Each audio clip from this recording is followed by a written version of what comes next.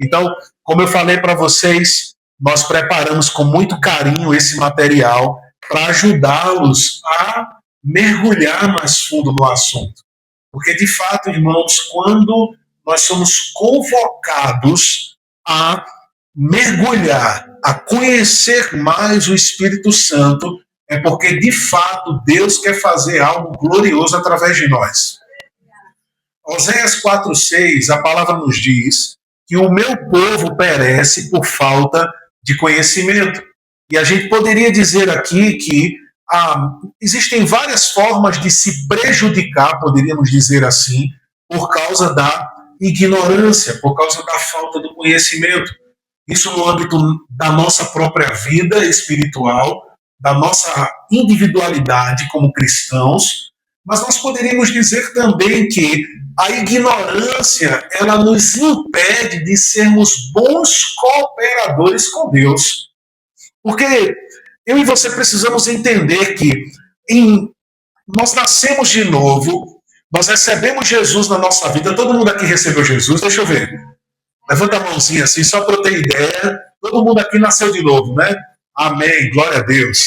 Então, todo mundo aqui recebeu Jesus na sua vida, entregou o seu coração a Ele e disse: Senhor, eu te reconheço como o meu Salvador, o meu Senhor, e aí, agora a minha vida é tua. A gente se consagra a Ele dessa forma. Glória a Deus. Mas você não acha curioso que você fez tudo isso, mas não foi trasladado para o céu? Porque eu quero te chamar a pensar comigo, se o nosso único propósito fosse receber Jesus e ir para o céu, não era para a gente ter ido automaticamente para o céu. Mas por que a gente ficou aqui? Porque a gente nasceu de novo, recebeu Deus no nosso coração, mas a gente não foi trasladado para o paraíso. Então quer dizer que a gente tem alguma coisa para fazer aqui. A gente tem uma missão que foi confiada pelo Senhor. E a gente não pode viver sem ter a consciência dessa missão.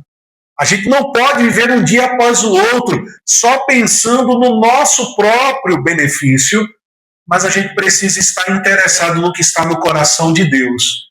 E uma coisa eu posso garantir para vocês: o que está pulsando no coração de Deus se chama vidas. Vidas. Vidas.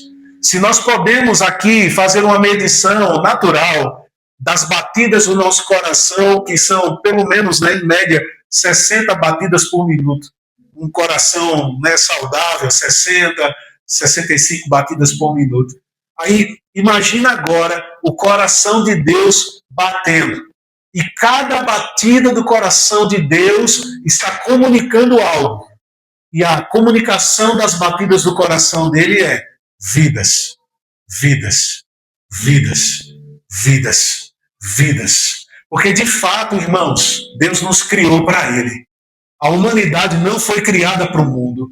A humanidade não foi criada para Satanás. A humanidade foi criada para Deus. Efésios capítulo 2, versículo 10. O apóstolo Paulo diz que nós somos feitura de Deus.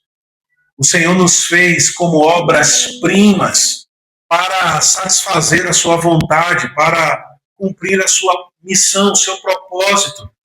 E a gente precisa estar carregado disso. Quando eu estava pensando, meditando sobre o que a gente iria começar a viver hoje, que vai se estender aí pelos próximos domingos do mês de novembro, e o Senhor falou algo ao meu coração. Ele disse assim: eu quero que a minha igreja esteja tão cheia do Espírito que ela não fique cheia dela mesma. Porque essa é a consequência de uma igreja, eu falo no âmbito geral. A igreja, se ela não está cheia do Espírito Santo, ela vai estar cheia de si mesma. Ela vai estar cheia das suas próprias motivações, dos seus próprios interesses. Ela vai se mover sobre a terra não por propósitos eternos, mas por questões momentâneas, passageiras, que não carregam peso de eternidade. Como o apóstolo Paulo falou aos Coríntios, que vai chegar um dia que todos nós vamos comparecer diante de Jesus não o cordeirinho, não o menino Jesus, mas estaremos diante daquele que, quando João teve aquela experiência em Apocalipse relatada, que ele teve um encontro com Cristo ressurreto e glorificado, ele caiu como se tivesse morto no chão, por causa da sua presença gloriosa. Ele relatou que os olhos de Jesus eram como chamas de fogo, o seu rosto era reluzente, os seus cabelos alvos mais que a neve. Ou seja, ele tentou de alguma forma trazer para nós essa figura gloriosa que está nos céus, à direita do Pai, exaltado sobre todo principado e potestade, sobre todo poder e domínio, acima de todo nome que se possa referir, não só no presente século, mas também no vindouro. É esse Jesus que nós estaremos diante dele, como o juiz, como aquele que há de julgar todas as nossas obras. E Paulo, quando fala isso aos Coríntios, ele diz, olha, vai ter uma qualidade de obras que é comparado a ouro, a prata e a pedras preciosas. Mas já vai ter outra categoria que vai ser comparado a madeira, a palha, a feno, a coisas que são perecíveis, são coisas sem valor. E ele diz que vão pessoas chegar com esses dois tipos de obras, de feitos. Irmãos, sinceramente, compartilhando o meu coração com vocês, eu não quero chegar nesse dia com um caminhão lotado de palha. Eu não quero chegar lá com um caminhão lotado de madeira, com coisas que não suportam o fogo que vai passar por cima de tudo aquilo que nós chegarmos diante dele nas nossas mãos. Vocês conseguem entender isso? E por que eu estou falando tudo isso? Porque quando a gente está cheio do Espírito Santo, não é só ter experiências como o falar em outras línguas, como ter um ambiente de culto avivado. Isso faz parte, mas não é só isso. Homens e mulheres cheios do Espírito Santo vão estar cheios dos propósitos de Deus. Homens e mulheres cheios do Espírito Santo, quando leem a Bíblia, não ficam só catando aquilo que é para o seu benefício, mas entendem que a palavra de Deus é um instrumento de aperfeiçoamento para um propósito. Você pode abrir comigo 2 Timóteo capítulo 3, versículo 16. Amém. Se porventura o seu irmão não seguir o roteiro, não tem problema, você estuda em casa, amém? Isso aqui você vai poder levar para casa, vai poder ler todos os versículos que estão aqui. Deixa eu te falar uma coisa, aleluia.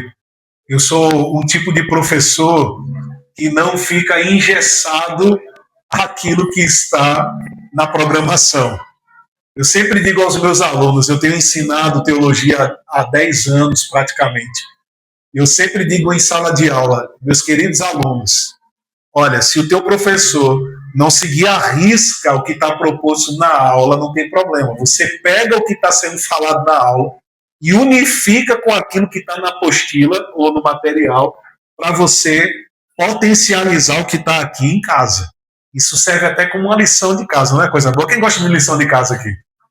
Aleluia. Os ficaram meio assim, eu não gosto tanto, mas tudo bem. Mas vale a pena a gente ter o hábito de estudar a palavra de Deus em casa e não só no culto. A gente tem que unificar a nossa vida devocional com a nossa vida congregacional. Amém, irmãos? Todo mundo achou? 2ª carta a Timóteo, capítulo 3, versículo 16.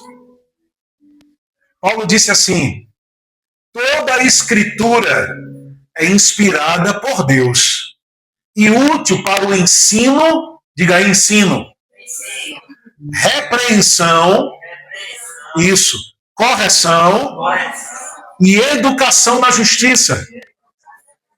Amém? Vamos até aqui. A palavra de Deus, ela tem essas finalidades. Ela ensina, ela repreende, ela corrige e ela educa na justiça. Então eu preciso entender que a palavra de Deus, ela é um instrumento de Deus para efetuar esses propósitos na minha vida. Então, se eu não tive uma qualidade de ensino que me tornou, naturalmente falando, uma pessoa com vantagens nesse âmbito educacional. Olha, irmão, eu só fui até a 8ª série, eu só fiz a alfabetização, eu nem na escola pisei. Ok, a palavra é poderosa para ensinar, para compensar o que o natural não entregou, o que a gente não teve. A palavra tem esse poder. A gente não pode se hospedar na nossa condição natural e dizer, não, porque eu só fui até aqui, eu nem cheguei até ali e pronto, e por isso eu sou assim. Não. Diga assim comigo, não existe crente Gabriela. Já ouviu a irmã Gabriela? Eu nasci assim, eu cresci assim, né? Como o mundo, né, traz essa roupagem, pau que nasce torto, morre torto. Mas, irmãos, com a palavra, o pau pode estar torto, mas ele vai ficar bem retinho. Amém. Porque a palavra de Deus, como nós confessamos aqui no início, ela é viva e eficaz. Ou seja, ela é poderosa. Quando o Isaías estava sendo usado pelo Espírito Santo, no capítulo 55, ele disse, Deus falou pela boca dele, assim é a palavra que sair da minha boca. Ela não voltará para mim vazia, sem antes prosperar para aquilo que eu a designei. Então, quando a palavra, meu irmão, está na minha e na sua vida, ela vai fazer o que ela foi enviada para fazer. Então, se é para nos tornar pessoas educadas, alinhadas, aperfeiçoadas, ela vai fazer. Agora, a palavra também nos diz, você precisa receber a palavra com mansidão. Você não pode ouvir a palavra de qualquer forma. Porque Jesus mostra 4 tipos de solo na parábola do semeador. Ele diz que tem aquele que fica à beira do caminho, que nem chega a ter acesso ao coração. Já estou simplificando aqui para a gente ganhar tempo. Tem o que é comparado ao solo rochoso. Tem aquele que é comparado a um lugar que tem espinhos, que sufoca a palavra, preocupação, a ansiedade, fascinação das riquezas, preocupações com coisas dessa vida, sufocam a palavra, inutilizam a palavra. É por isso que Pedro afundou. Quando Jesus naquele barco disse a Pedro, vem, Pedro começou a andar sobre as águas, ele não afundou porque estava andando sobre águas. Ele afundou porque duvidou. Porque no meio do trajeto, ele começou a dar atenção para onde não devia. E começou a observar o que ele não devia observar. Porque quando você tem uma palavra de Deus, pode estar chovendo canivete. Você tem que ficar com a palavra. Você não pode se mover pelo que você está vendo, pelo que você está sentindo. Você tem que ficar com a palavra. Porque a palavra está sobre o natural. É por isso que a palavra é sobrenatural. Porque se a palavra de Deus fosse natural, ela seria igual a qualquer palestrante. Mas o que nos difere de um palestrante, meus irmãos, é porque nós temos um instrumento poderoso que muda a vida das pessoas. Sobrenaturalmente. Aleluia. Então não é sobre o terreno que eu estou, não é a condição que eu tenho, é aonde eu estou dando atenção. O que eu estou valorizando? Se eu valorizo a palavra me sustenta. Ainda que eu esteja andando sobre um lugar que não é para andar, mas a palavra me sustenta. Porque não é sobre o solo, não é sobre o ambiente, é sobre a palavra que está na minha vida. E aí, terminando a parábola do semeador, ele fala que há um coração que recebe a palavra como deve receber. Com humildade, com mansidão, sem resistência, sem ficar duvidando daquilo que está ouvindo, mas recebe de bom grado, recebe da melhor forma. Como o salmista diz, Eu guardei a tua palavra no meu coração para não pecar contra ti. É uma condição de alguém que faz intencionalmente com que a palavra, que não é uma mera mensagem, mas a palavra é uma pessoa. Aleluia! Porque como eu vou receber a palavra de Deus da melhor forma? Lembre-se que ela não é uma coisa, ela é uma pessoa. O Verbo se fez carne e habitou entre nós. Quem era o Verbo? Jesus. Então, onde o Evangelho é pregado, Jesus está sendo enviado ao coração das pessoas. E é isso que nós precisamos entender. Não é o vaso, não é a vasilha, não é o semeador, mas é a palavra que nós devemos acolher. Ainda que seja na boca de uma criança, ainda que seja na boca de uma pessoa que eu não fui com a cara, que eu não gostei do rótulo, da embalagem, mas se é a palavra, então, meu irmão, eu recebo da melhor forma.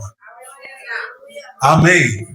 E ele diz que a palavra nesse coração produz a 30, a 60 e a 100 por um. Ou seja, é uma progressão. A gente não vai da noite para o dia se tornar 100% aperfeiçoado. Vai estar andando na plenitude daquilo que Deus quer. Mas é certo que a gente começa. Não quer dizer que a gente vai continuar do mesmo jeito, mas o Senhor, que é o oleiro, ele começa a aperfeiçoar o vaso. Amém. Glória a Deus. E falando de oleiro, só para a gente poder finalizar a leitura de 2 Timóteo, eu acho interessante que nada na palavra, nenhum símbolo, nenhum apontamento, nenhuma associação, ele está lá por acaso. E quando se falou do Espírito Santo na antiga aliança, sempre esteve uma associação com água. Derramarei do meu Espírito sobre toda a carne. O que é que se derrama? Derrama-se algo que é líquido, não é verdade? A gente tem apontamentos proféticos sobre a obra do Espírito Santo como chuva, como rios. Ou seja, há sempre uma associação de água com o ministério do Espírito Santo. Aí o que eu acho interessante, quando o oleiro ele vai trabalhar num vaso, o que é que ele faz com aquele barro? O que é que ele faz com aquela matéria-prima? Ele começa a colocar água. Então é isso que nós precisamos, irmãos. Quando a palavra fala batismo no Espírito Santo, não é batismo, não está lá porque não tem outra palavra melhor. É porque batizar quer dizer submergir, quer dizer mergulhar, quer dizer você vai entrar na água do Espírito Santo. E, meu irmão, quem está molhado, encharcado, é facilmente trabalhado. Crente que é difícil de trabalhar é porque está seco. Precisa do Espírito Santo. Porque sem ele, meus irmãos, como Jesus disse no capítulo 15 de João, versículo 5, ele falou dele mesmo, mas podemos associar ao trabalho do Espírito Santo, porque ele mesmo disse, convém que eu vá para que seja enviado da parte do Pai um outro Consolador, que é igual a mim. Então Jesus foi, mas o Espírito Santo veio para fazer o mesmo trabalho que Jesus estava fazendo. A diferença é que agora em todos os nossos corações, simultaneamente. Se Jesus não tivesse ido, ele tivesse ficado, imagina a burocracia para falar com Jesus. Porque ele não era onipresente. Ele aparecia num lugar, depois de ressuscitar. Depois aparecia em outro lugar. Então isso mostra que a atuação de Jesus não era a mesma do Espírito Santo. Mas com a vinda do Espírito Santo, nós ganhamos Jesus simultaneamente em cada coração. Então eu não preciso ir para Jerusalém, eu não preciso subir uma montanha, eu não preciso ficar onde é que Jesus está. Ei, ele disse, eu estou com vocês todos os dias até a consumação dos séculos. E como ele está conosco? Diga pelo Espírito Santo. Aleluia. Amém, irmãos? Então, para a gente encerrar essa introdução, aleluia, Ainda bem que a gente vai ter mais 2 domingos para frente, amém? Se a gente ficar só na introdução hoje, não tem problema. O importante é a gente seguir o que o Espírito Santo quer. Quem está recebendo alguma coisa nessa noite? De verdade. Porque Deus sabe o que a gente precisa, gente. Deus sabe a área que a gente está precisando. Às vezes a gente acha que precisa de um emprego melhor. A gente acha que precisa de mudar para um lugar melhor. E eu sempre falo para as pessoas, não tem nada de errado com isso, você querer coisas melhores, você querer ter condições melhores na sua vida, para a sua família. Mas, ei, não coloca essas coisas à frente das coisas espirituais. Porque deixa eu te falar uma coisa, se eu vou usar o meu exemplo, vou me usar como um exemplo nessa questão. Se eu não tenho um coração grato, se eu não sei o que é ter uma vida de gratidão, como foi falado aqui por meio do pastor, a gente teve problemas técnicos aqui para começar o culto, mas a palavra do Senhor diz que em tudo nós devemos dar graças. Mesmo que alguma coisa saia do eixo da nossa programação, que não aconteça de acordo com as nossas expectativas, a palavra diz, ei, a minha atitude tem que ser gratidão. Não é pelo problema. Pai, graças eu te dou porque o som está dando problema. Não. Mas é agradecer a Deus porque existem coisas ainda maiores e superiores a isso. O que, por exemplo? A minha salvação. Meu irmão, eu ia para o inferno. Eu estava com o passaporte carimbado, a passagem comprada para passar a eternidade longe de Deus. Aí veio Jesus, disse, ei, estou emitindo uma nova passagem. Estou rasgando esse passaporte, estou emitindo um novo, o seu destino eterno está sendo mudado. Meu irmão, se isso não é motivo para todos os dias levantar as mãos e dizer, Pai, graças eu te dou, eu não sei mais, o que é que a gente tem que agradecer, irmãos? Porque é isso que a gente precisa entender. O que tem que estar na nossa mente não são as coisas da terra. Paulo disse aos Colossenses no capítulo 3, pensai nas coisas lá do alto e não nas que são aqui da terra. Porque às vezes eu fico muito ansioso e preocupado, porque eu estou cheio das coisas da terra na minha cabeça. É a conta que eu tenho que pagar, é o problema que eu tenho que resolver. E sempre colocando na primeira pessoa. Eu tenho que fazer, eu tenho que correr atrás, eu tenho que fazer. Quando a Bíblia diz, ei, coloca nas mãos do Senhor as tuas preocupações, lançando sobre Ele as suas ansiedades. Por quê? Pedro disse, porque Ele tem cuidado de vocês. Então, esse tipo de vida, meus irmãos, é uma vida moldada pela palavra de Deus. Isso não é para quem tem título ministerial, não, porque é para apóstolos, profetas, evangelistas, pastores e mestres. Não, é para todo aquele que crê. Jesus disse a Marta e a Maria. Marta e Maria estavam lá, preocupadas porque Jesus não chegou na hora que elas queriam. Porque elas sabiam, não precisava ser um médico legista para saber que depois do terceiro dia o corpo já entrava em decomposição e pronto. Estava perdido, já cheirava mal, o negócio já estava complicado. Porque quando mandaram chamar Jesus, Lázaro ainda estava vivo, ele estava muito doente, mas ainda estava vivo. Depois, morreu. Mas Jesus não disse, eita rapaz, Lázaro morreu, ó. Tem jeito para tudo, só não tem para a morte. Não foi isso que Jesus disse. Mas sabe uma coisa? Muitos de nós estão falando dessas coisas. A gente sempre está condicionando o agir de Deus ao que a gente acha que Ele pode fazer. E é por isso que a gente não vê na íntegra o poder e o agir de Deus. Porque Deus não pode fazer de acordo com a minha e a sua perspectiva. Deus é o El Shaddai. Ele é o Todo-Poderoso. Se Ele é o Todo-Poderoso, irmãos, tem alguma coisa difícil que Ele não pode fazer? Para a gente pode ser difícil. Tirar um homem de uma tumba 4 dias morto, já cheirando mal, para a gente, impossível. Mas a gente crê em quem? Quando Jesus entra naquele cenário, eu fico tentando ver pela perspectiva dele, não a do povo, a dele. Dele chegando assim: eu sou a ressurreição e a vida. Aquele que crê em mim, mesmo que esteja morto, viverá. Mas por que as pessoas estão desesperadas? Porque muitas vezes as pessoas chamam Jesus. Jesus está na casa delas, está na situação delas, mas elas ainda não entenderam quem Jesus verdadeiramente é.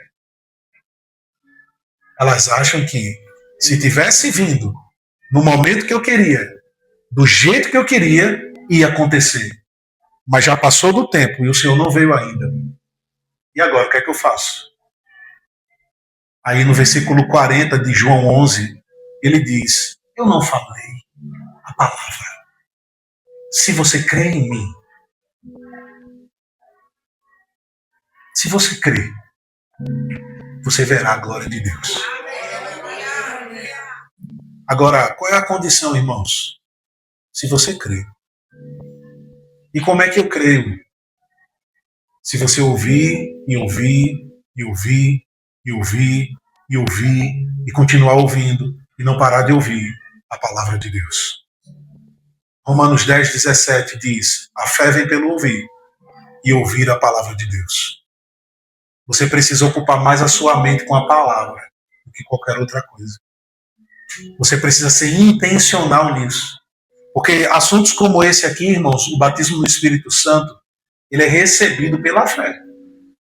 Eu posso ministrar para vocês aqui, ponto a ponto. Eu posso falar para vocês aqui tudo o que está reservado para nós como igreja. Mas se não tiver fé, nada acontece. Porque a questão não é se Deus quer, é se eu creio. Quem entendeu isso aqui? Muitas vezes a gente sempre está transferindo a responsabilidade para Deus. Se Deus quiser, eu recebo a minha cura. Se Deus quiser, isso vai acontecer. Se Deus quiser, se Deus quiser. Mas quando você tem o conhecimento da palavra, você vai ter consciência do que Deus quer. E sabe uma coisa que Deus quer? É que você ande em saúde divina. Deus quer que você ande cheio do Espírito Santo. Deus quer que você seja aperfeiçoado pela palavra. Então eu não preciso dizer aí, se Deus quiser, porque ele já quis. Porque se ele não quisesse, nem Jesus ele tinha mandado. Salmos 107, versículo 20. Enviou-nos a sua palavra e nos sarou e nos livrou do que era mortal. Se não fosse, irmãos, ele não teria feito. Mas como ele fez, é como Jesus sempre falou: se não fosse assim, eu não teria dito. João capítulo 14, quando ele falou que iria preparar morada no Pai para nós. Ele disse: se não fosse assim, eu não teria dito.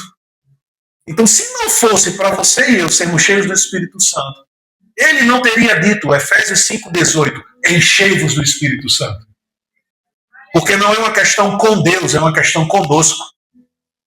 Eu preciso receber aquilo que é meu pela palavra, pela fé. Porque Hebreus 11,6 diz: sem fé é impossível agradar a Deus. E eu gosto de trazer uma outra roupagem desse versículo. Sem fé é impossível receber de Deus. Porque Tiago capítulo 1, versículo 5 em diante, ele diz: se algum de vós precisa de sabedoria, peça ao Pai, que ele vai dar para vocês generosamente. Ou seja, ele não vai repreender vocês porque vocês querem ficar mais sábios.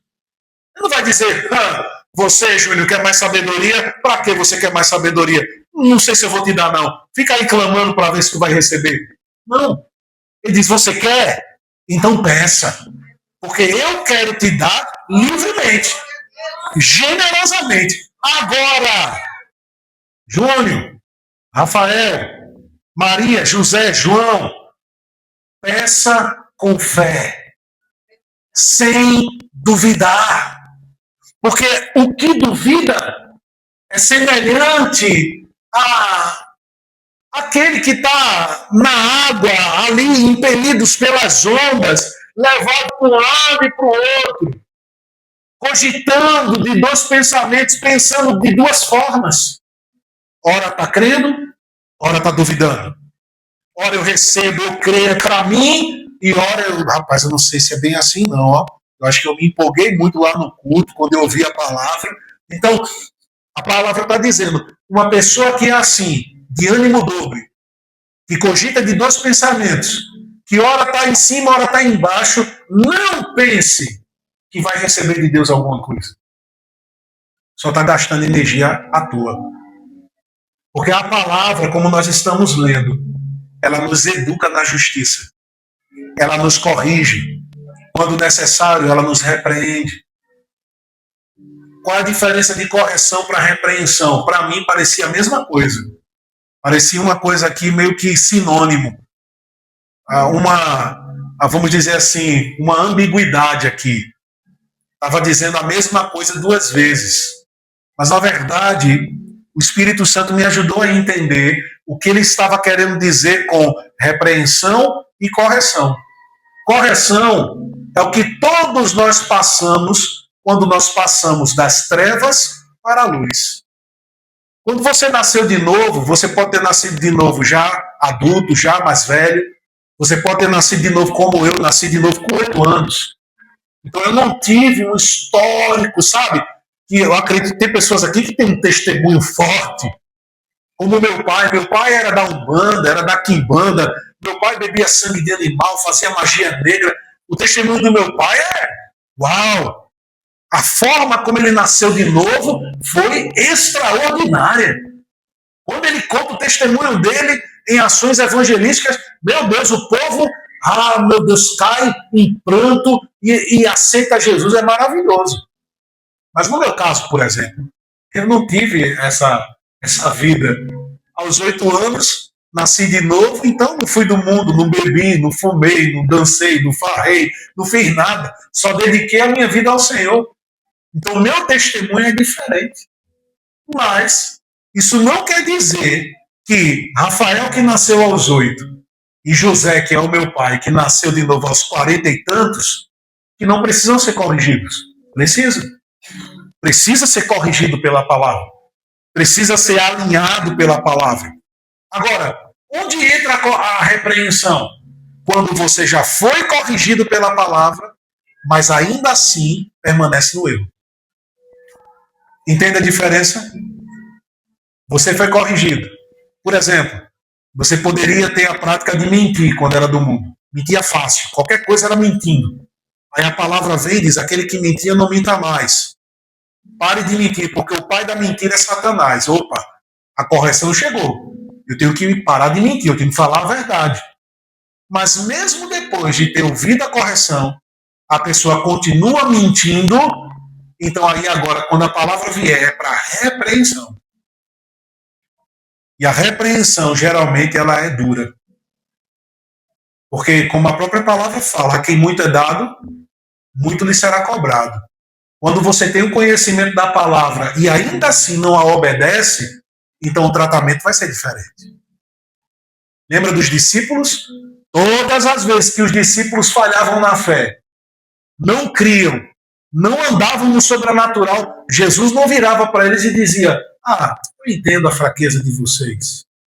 Eu entendo, Pedro, que andar sobre as águas é algo difícil, não é algo tão fácil. Não foi isso que Jesus disse. Jesus o acudiu, tirou daquela situação, levou ele de volta para o barco. Quando eles entraram no barco, a primeira coisa que Jesus fez foi repreendê-lo. Por que você duvidou? Homem de pequena fé. Rapaz, Jesus, o Senhor acabou de tirar Pedro de um afogamento e a primeira coisa que o Senhor fala é isso. Porque você precisa entender que a repreensão ela vem para quem já sabe a verdade. Ele sabia o que tinha que fazer, mas não fez. Ele sabia que não tinha que duvidar, mas fez. E o que é que Deus faz? Simplesmente diz, eu entendo, é assim mesmo, é difícil para todo mundo? Não. Ele repreende. E como o próprio texto fala, ele repreende ao filho que ama. Ele disciplina quem ele ama. Irmãos, tema o dia que Deus parar de repreender você. Porque uma pessoa que foi deixada de mão, que Deus disse assim, ó, acabou. Porque chega um momento, meu amigo, que se a pessoa vive deliberadamente na prática do pecado, ela mesma está dizendo a Deus, eu não quero nada com o Senhor. Não é Deus que simplesmente larga as pessoas, mas a consequência das suas ações. Jesus disse, vocês são um ramo, eu sou a videira verdadeira e meu pai é quem? O agricultor. Se um ramo não estiver dando fruto, o que é que ele faz? Ele deixa lá, né? Porque o importante é estar na videira. Não, a Bíblia diz que ele corta e joga no fogo. Quem está entendendo isso aqui? Glória a Deus! Faz sentido, gente? Amém. Então, isso tudo é para a gente entrar no versículo 17. Você está indo aí, 2 Timóteo 3? Hoje a gente está preparando o terreno. Amém? No culto que vem, se Jesus não voltar antes, se Jesus voltar, a gente se encontra na glória. Se ele voltar antes, aí o estudo acabou. Mas, se Deus permitir, no próximo domingo a gente vai estar aqui e a gente vai caminhando aí de acordo com o que o Senhor quer. Mas no versículo 17, 2 Timóteo 3,17, ele diz, a fim de que o servo de Deus seja perfeito e perfeitamente habilitado para toda boa obra. Você está lendo comigo? 2 Timóteo 3,17? Amém. Vamos ler do 16 de novo, para a gente ler completo? Toda a Escritura é inspirada por Deus e útil para o ensino, para a repreensão, para a correção, para a educação na justiça. 17. A fim de que o servo de Deus seja perfeito e perfeitamente habilitado para toda boa obra. Diga, a palavra de Deus vem para me aperfeiçoar e para me habilitar. Amém. Então, quando nós tratamos sobre o batismo no Espírito Santo, estamos entrando no aspecto do aperfeiçoamento para nos habilitar para toda boa obra. Porque, irmãos, não se engane, não tem como fazer a obra de Deus sem estar cheio do Espírito Santo. Você já se perguntou por que nós temos tantas denominações e tanta desarmonia? Você já se perguntou por que o irmão da igreja A fala uma coisa, o irmão da igreja B fala outra coisa, o da C ainda fala outra coisa, e o da B ainda fala mal da A, da B e da C? Quem já ouviu isso aqui? Pode até ouvir, já pode ter falado também. Mas o que isso mostra para nós? Como posso estudar a mesma Bíblia, com licença, como eu posso estudar a mesma Bíblia e falar diferente? Como eu posso estudar os mesmos versículos e falar diferente? Se a fonte é a mesma. Tiago certa vez disse, como pode da mesma fonte jorrar água amarga e água doce? Como eu posso dizer, por exemplo, que o batismo no Espírito Santo não tem nada a ver com poder, com dons, com falar em outras línguas, e já outra pessoa falar, não, é exatamente isso que o batismo no Espírito Santo é. Aí eu te pergunto, quem está certo? Quem fala contra ou quem fala a favor? Quem é que está certo? Mas hoje a política ministerial é a política da boa vizinhança. Você tem o seu jeito de pensar, eu tenho o meu. A gente se respeita e a gente continua caminhando junto. Mas sabe, esses pontos eles devem ser pensados, refletidos, para a gente não entrar numa filosofia evangélica de que todo mundo está certo, não tem ninguém errado e está tudo bem. Porque não está. Quantas palavras existem de Deus? É só uma ou várias? Eu acredito que só tem uma. Uma única palavra. Um único batismo. Um único Senhor. Um único Espírito. E como pode ter tanta divergência? E a resposta o Espírito Santo nos dá. Lembra antes de Jesus ser assunto aos céus? O que foi que ele disse exaustivamente aos discípulos? Lucas capítulo 24, Atos capítulo 1, versículo 8. Ele disse: esperem em Jerusalém, até que vocês recebam a promessa do meu Pai. No versículo 8 do capítulo 1 de Atos, ele diz: e recebereis poder ao descer sobre vós o Espírito Santo. E aí vocês serão minhas testemunhas em Jerusalém, na Judéia, Samaria, até os confins da terra. O que é que Jesus estava dizendo? Sem o Espírito Santo, ninguém pode me testemunhar. Sem estar cheio do Espírito Santo, ninguém pode ser minha testemunha em lugar nenhum. Não pode ser perto, não pode ser longe, porque só o Espírito Santo, como ele mesmo disse, João capítulo 14, João capítulo 16, quando ele falava sobre o ministério do Espírito Santo, ele disse: ele me glorificará. Não falará de si mesmo, mas ele falará tudo o que ouviu da minha parte, da parte do Pai. Então, irmãos, eu pergunto a vocês, será que é importante estar cheio do Espírito Santo, sim ou não? Porque não tem, eu digo novamente, como eu falei na introdução, não tem a ver só com ter arrepio, sobre ter momentos avivados, sobre falar em línguas, que é muito importante, a gente vai falar sobre isso. Mas o principal é estar cheio da vontade de Deus. O principal é estar cheio dos comandos de Deus. Porque olha que curioso. A Bíblia diz, né, Lucas registrou isso em Atos, de que Jesus, quando foi assunto aos céus, tinha 500 discípulos na ocasião. Quem lembra disso aqui? 500 discípulos. Em Atos capítulo 2. Isso foi no Atos capítulo 1. Atos capítulo 2. Quando eles estavam ali reunidos no templo, em oração, e aconteceu o derramamento do Espírito Santo. Quantos estavam lá? Quem lembra? 120. Eu te pergunto, para onde foram os 380? Se Jesus disse: ei, tem que esperar em Jerusalém até que o Espírito Santo venha, onde estão os 380? Onde eles estão? Sabe onde eles poderiam estar? Isso aqui é suposição, mas você vai entender o porquê eu vou falar isso. Sabe onde eles poderiam estar? Justamente já pregando o Evangelho. Eles poderiam já estar evangelizando. Mas aí eu te pergunto, que tipo de evangelho eles transmitiram se eles não estavam cheios do Espírito Santo? Que tipo de pregação, que tipo de testemunho eles estavam dando se eles não estavam cheios do Espírito Santo?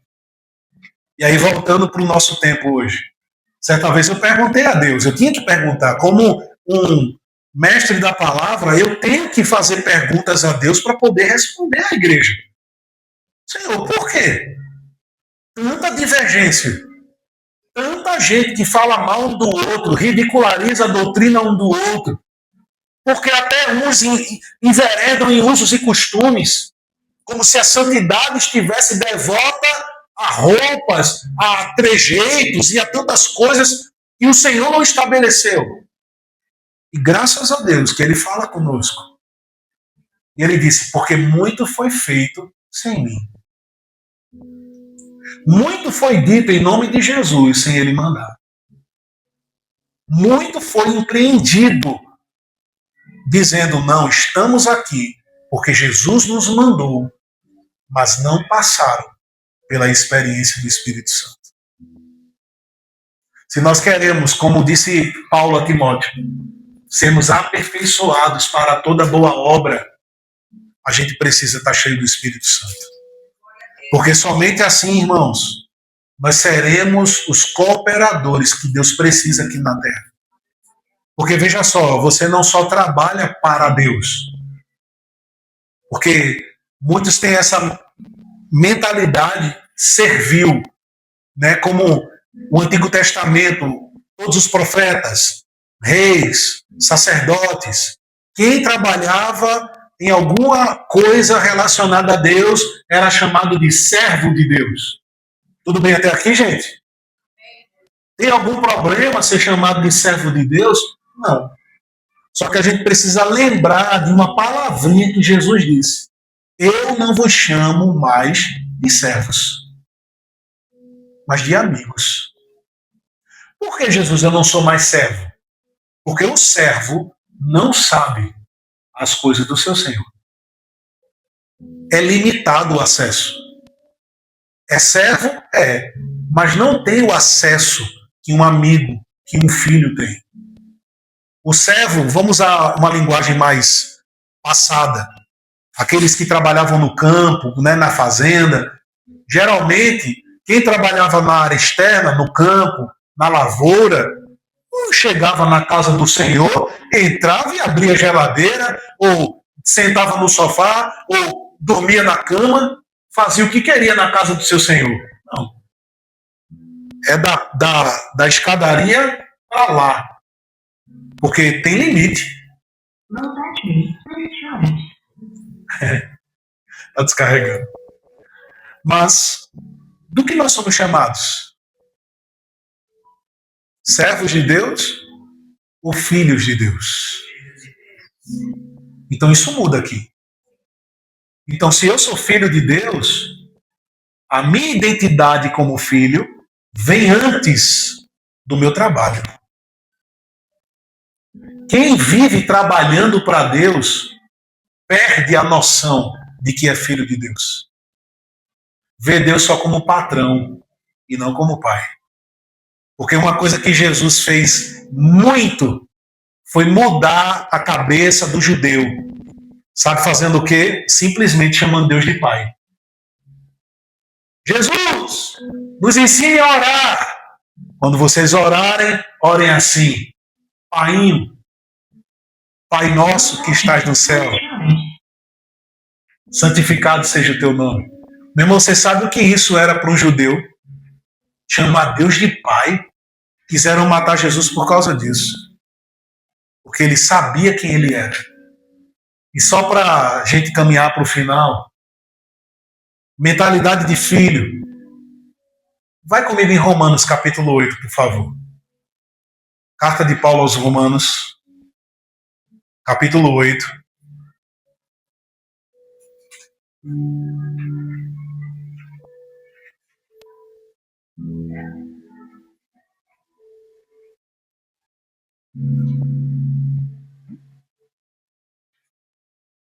Romanos 8, 14.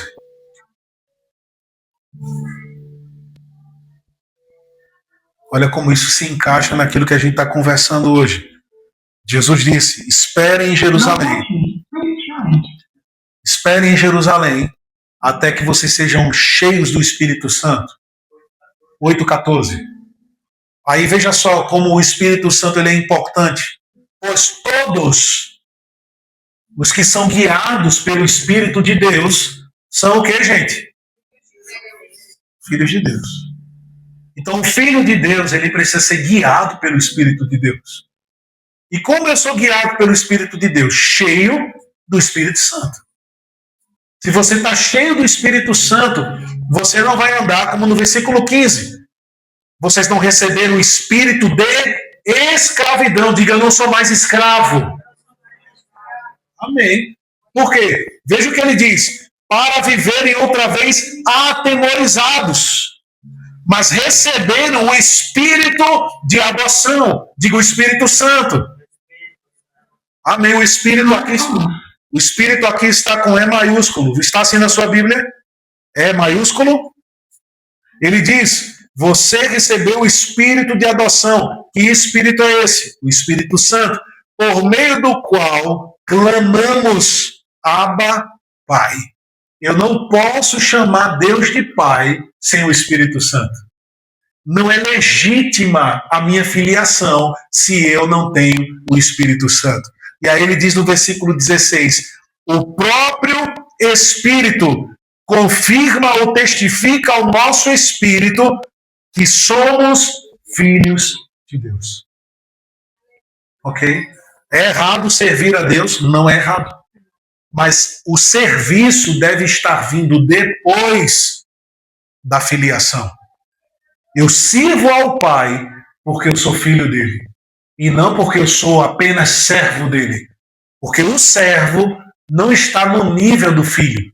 Nunca estará. Somente o filho pode ter acesso a realidades do Pai e não o servo. Então, a nossa jornada, ela se inicia dessa forma. Eu preciso crer que o batismo do Espírito Santo é para nós hoje. Diga, eu creio que o batismo é para hoje. Amém.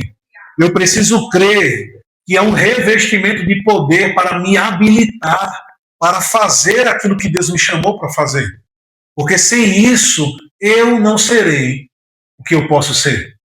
Porque cooperar, como eu falei, eu não estou aqui trabalhando para Deus apenas. Eu trabalho com Deus. Entende a diferença? Eu não só trabalho para Deus, eu trabalho com Deus. É um trabalho de cooperação. Somos cooperadores de Deus. Trabalhamos juntamente com Deus. E para sermos os trabalhadores que Ele precisa que a gente seja, quem sabe que Deus precisa de você aqui? Você crê que Deus precisa de você? Eu também. Então, se Deus precisa da gente, a gente precisa estar cheio do Espírito Santo. Amém. Para que em cada momento que Deus queira nos usar, a gente possa ser um bom cooperador com Deus. E eu encerro falando o que Paulo disse aos Coríntios. Paulo, quando evangelizou os Coríntios na sua primeira viagem, ele disse no capítulo 2, quando fui até vocês, não fui com palavras persuasivas de sabedoria humana. Ou seja, não fui para vocês, porque quem eram os coríntios? Os coríntios eram de uma região onde se cultivava a filosofia, tanto é que a filosofia grega, ela foi um grande empecilho para a propagação do evangelho, por conta das filosofias vãs que estavam sendo propagadas. Então, Paulo, ele era judeu, mas também era cidadão romano. Então, Paulo sabia transitar tanto para falar com o judeu, quanto para falar com o grego também. Se colocasse Paulo diante de como ele esteve em Atenas, ele esteve no Areópago, ele esteve num lugar onde ele foi ali questionado, interpelido, ele foi posto em pressão por vários pensadores. Mas ele não fracassou, ele não fraquejou, porque ele sabia falar com gregos e com judeus. Ele entrava em qualquer lugar. Mas ele disse àqueles que eram gregos, eu não fui até vocês com palavras filosóficas. Eu não fui falando bonito. Eu não fui falando de uma forma eloquente para que vocês olhassem para isso e dissessem, uau, eu tenho que seguir o que Paulo está falando, porque olha a sabedoria desse homem. Não. Ele diz, eu fui até vocês com demonstrações do poder de Deus e do Espírito Santo. Para que a vossa fé não se apoiasse na sabedoria humana, mas no poder de Deus. Então, o que é que Deus quer da gente, irmãos? Que onde você e eu entrarmos e propagarmos, dermos testemunho do Evangelho de Cristo, o que as pessoas vejam é o poder de Deus fluindo através de nós. E não palavras bonitas. Não evangelizando, falando de coisas naturais, mas chegando movidos pelo Espírito Santo. Porque é para isso que nós estamos aqui. Para trabalhar nessa grande obra. Bezerros precisa de Jesus. Encruzilhada precisa de Jesus. Caruaru, Gravatá, essa região precisa de Jesus. E quem vai anunciar Jesus? Diga, sou eu! Você pode ficar de pé, por favor, por gentileza? Eu quero orar com você em nome de Jesus. Aleluia. Pai, em nome de Jesus, eu oro para que essa palavra, ela produza o efeito pela qual ela foi entregue aos corações. Livra-o, Senhor, de qualquer impedimento a discernir o que foi transmitido, mas que eles possam caminhar firmemente dentro do propósito pelo qual o Senhor nos inseriu aqui. Nós cremos que até o findar dessa série, dessa imersão, nós sairemos daqui ainda melhores e mais convictos do poder que o Senhor tem disponível para nós. Que ao longo dessa semana, Senhor, sejamos ministrados pelo Teu Espírito. Que sejamos verdadeiramente alertados sobre consagração, sobre entrega, sobre a seriedade do nosso papel como igreja. Livra-nos, Senhor, das distrações. Livra-nos daquilo que não está alinhado com a Tua vontade. E que sejamos mais e mais batizados no Espírito Santo para a Tua glória. Em nome de Jesus. Amém. Glória a Deus. Pela atenção, muito obrigado. Mais uma vez eu digo, esse estudo que foi compartilhado com vocês é para vocês. Podem levar para casa, estudar, rabiscar, passar adiante. Meu irmão, o importante é, guarde isso, só para eu encerrar. O que Deus começou em você não é para terminar em você. Amém.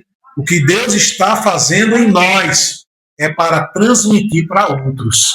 Amém. Então não seja uma represa, seja uma cachoeira. Amém. Libera o que Deus está fazendo na sua vida. Já fala para alguém hoje, amanhã, já faz um estudo na casa de alguém, leva a mensagem do Espírito Santo, porque eu creio, irmãos, que grandes coisas vão acontecer. Amém? Deus abençoe.